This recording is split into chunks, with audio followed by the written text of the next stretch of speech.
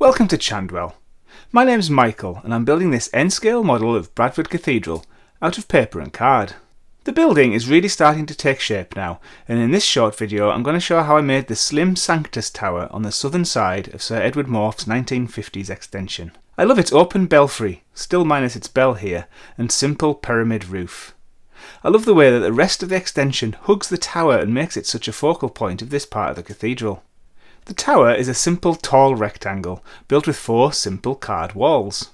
I did have to think quite hard about the best way to construct the stone opening at the top, so I started with that.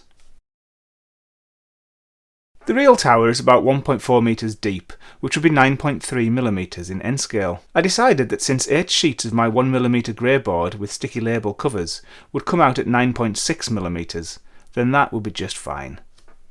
I drew the belfry in Inkscape. I made 4 layers each side with the shape slightly shorter, so that when they all go together I can introduce the lovely angled sill. I printed these out onto sticky label and stuck it to a piece of 1mm card. I used numbers so I could properly match up each half later on. It didn't take long till I had 16 separate pieces ready for assembly. They'll just stack on top of each other like this. Once glued together in 2 blocks, it's clear to see the overall shape is looking good.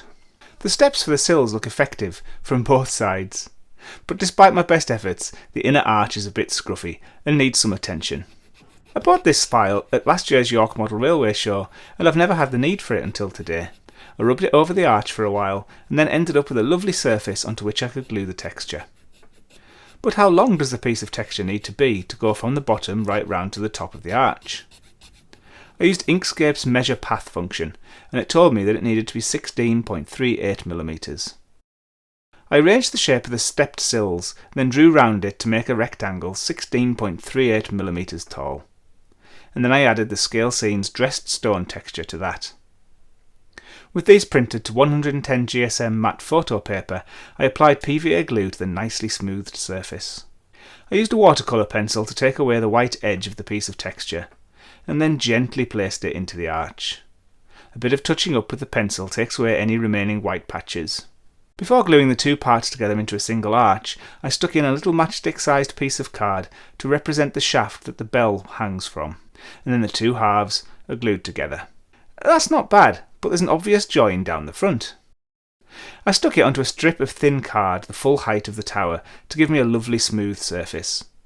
This then slots onto the card shell of the main tower just like this. And then that's wrapped with texture. I applied glue to the slot that I'd left in the main building and I hoped that it would fit snugly inside without a huge gap. Gosh, it was a tight fit. It needed 2 hands to push it into place. But that really does look spot on.